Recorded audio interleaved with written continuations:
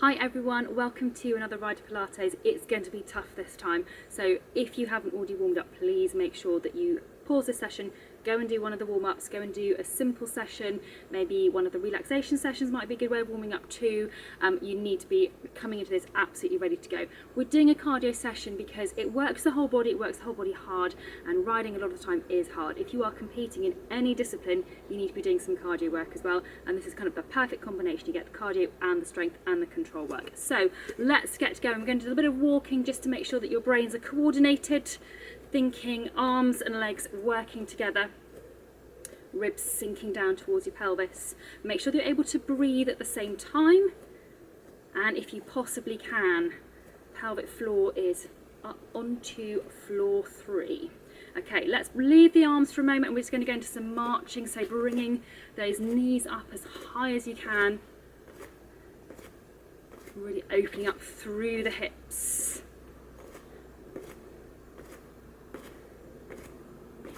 Okie doke, then we're going to go to the end of your mat with your feet together and your knees soft. Hands on the front of your thighs. Tuck your chin into your chest and slide your hands down the front of your thighs, curling up as tightly as you can as you go. Hold the bottom for a nice big breath in. As you breathe out, slide your hands back up, tuck down with your pelvis, and you're uncurling right back up through, so your chin comes up last. And again, chin into your chest, every single vertebra now through your neck, between your shoulders, middle of your back, low back, then your pelvis. Breathe in, and as you breathe out, bend your knees onto your mat. We're going onto hands and knees with your ankles crossed. We're going to have a go at doing some mini press ups. We're going to do 5 if you can. So each time you go down, try to get your nose down as close to your mat as you can without face planting. Okay, then uncross your feet, tuck your feet or toes underneath your feet, pelvic floor onto floor 3, lift your knees and slowly back down. It's that little lift. We're trying not to lift the bottom right up into the air, just a little lift. Keep it controlled. And then we're going to take this forwards into that full leg pull or plank position, watching here that you don't end up in a funny cobra position. So you're coming lift, forwards, back over and down, lift, forwards, back over and down. Now you can stay in that position or stay in that version of the exercise if you want. If you want to make it harder, you can stay here, and you can do some of your leg lifts. Remembering to breathe. Breathing is really important when you're doing these. So although we're trying to be still and controlled through our body so our legs can move independently, we still need to be able to breathe. Otherwise the tension is just up a notch too high. Okay, you can then change that and do some hand taps onto the opposite shoulder. Again, you'll get a little bit of movement this one, but just try to control it so you're not moving excessively from side to side. Remembering to breathe, and if at all possible, a bit of that pelvic floor. One more with each hand. Super job. Bring yourself back over the knees, come back down, and then we're going to come into a sitting position to do your side twists. So for this one, bottom leg on the floor, knee pointing forwards, top hand as far away from you as you can have it, top foot in front of your bottom foot, knee sticking up, top arm onto your top knee, pelvic floor onto floor 3. We're going to that push and slowly back down. So this is why you needed your hand as far away from you as possible, so that you've got somewhere to go. If your hand is underneath you, you haven't got somewhere to go. So I'm going to keep breathing, keep that pelvic floor on the go as well. Okie doke. The next one we do, going to stay up, twist onto the front, swap your feet around, bring that top arm, new top arm up, and come back down. So you should have, now your other foot is now on top, and off you go again. Same thing. Pushing your weight onto your bottom hand with that hand as far away from you as possible.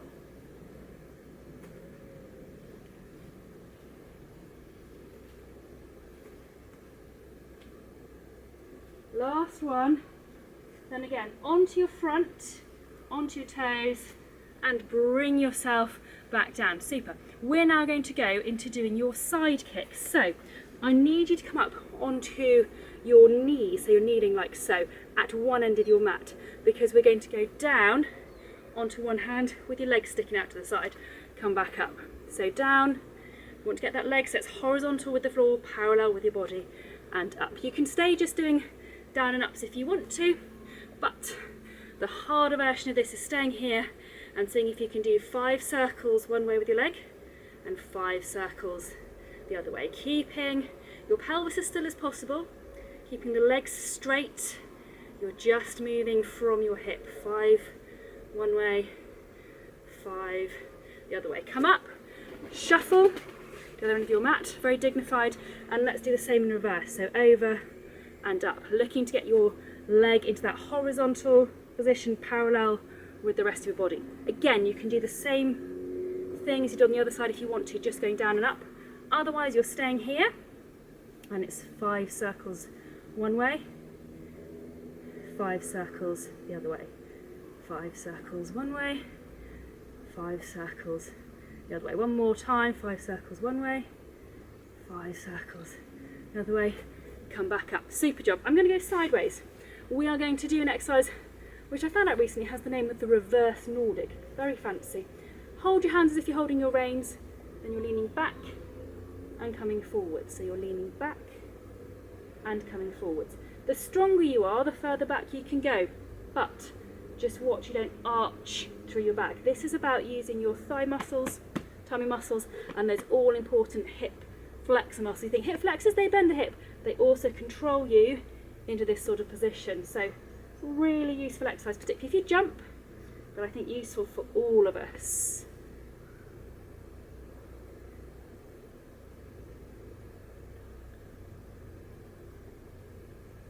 One more. Okay, then keeping your hands in front of you, let's do some rising trot, keeping shoulders over your pelvis. So watching that you don't lean forwards, getting in front of the movement, tipping your weight over the horse's shoulder. So you want to think when you're doing rising trot in the saddle that the movement is led by your pelvis. So it's good to practice that same concept when you are out of the saddle as well.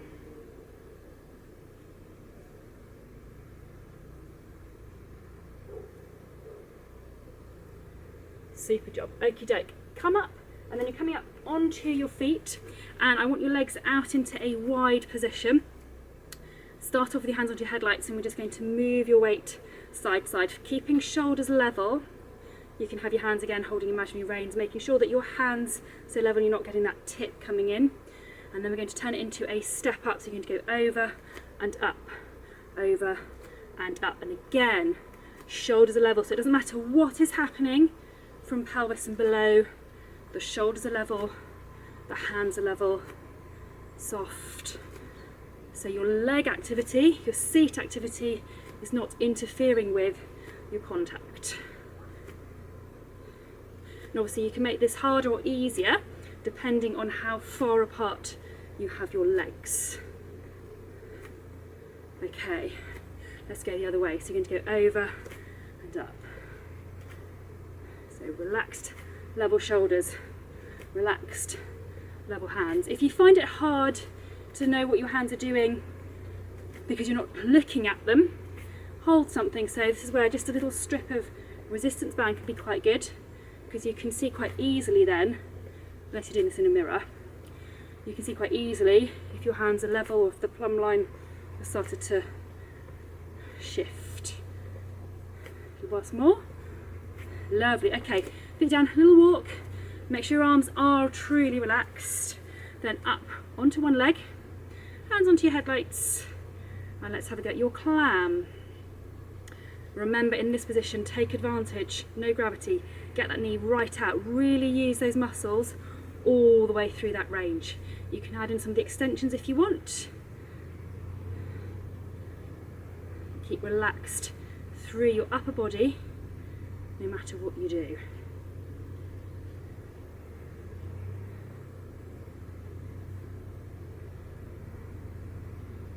Okay, let's swap onto the other leg. So come up, into those turns again, get that knee right out. Shoulders level, you can add in those extensions.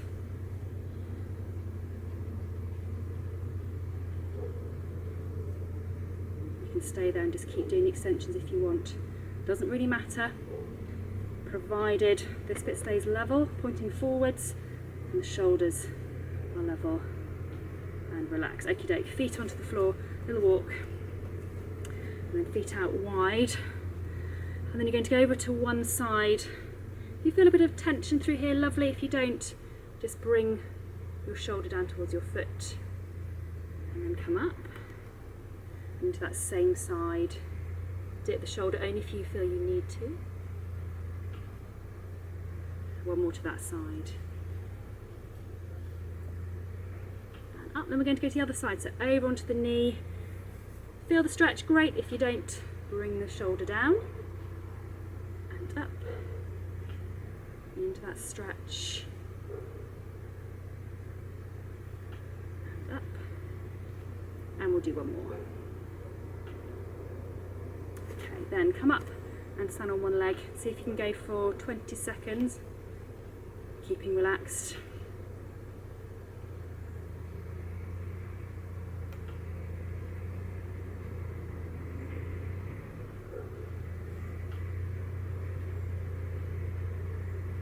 Somewhere around about 20 seconds. Let's swap onto the other leg.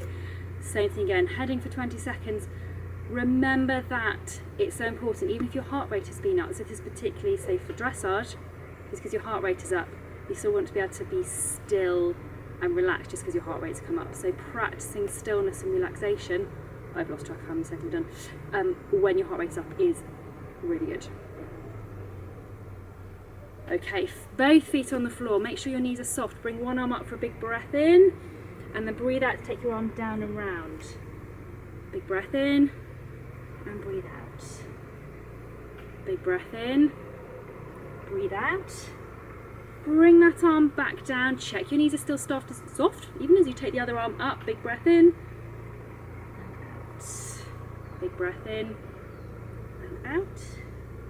One more, big breath in, breathe out, and then we'll bring that arm back down by your side. Make sure your feet are back squarely and equally underneath you, that your headlights are forward, your shoulders are relaxed, and that you're breathing into the base of your lungs, and your head is just relaxed on the top of your neck. And we're going to finish there. Hopefully you felt you got your heart rate up a little bit on that one. This sort of session is really good to do if you are working hard with your horses, if you're competing particularly, especially for cross country. Really, really key to make sure that your cardio fitness is good and you can combine the cardio with the strength and the control work. Really, really key element of riding fitness. Thank you so much for watching. If you haven't already subscribed, please do so. It's just the best thing ever when you subscribe. Look after yourselves, and I'll see you very soon.